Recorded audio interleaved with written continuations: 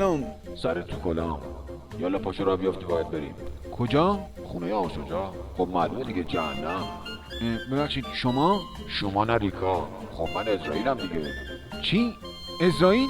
نه!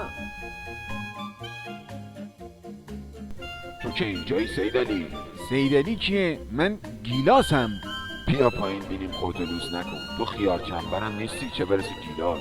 ببین اون امامتو 2 سوت راهلوندم. تو که همینجوری نزده ناقصی. نه! سلام عمو.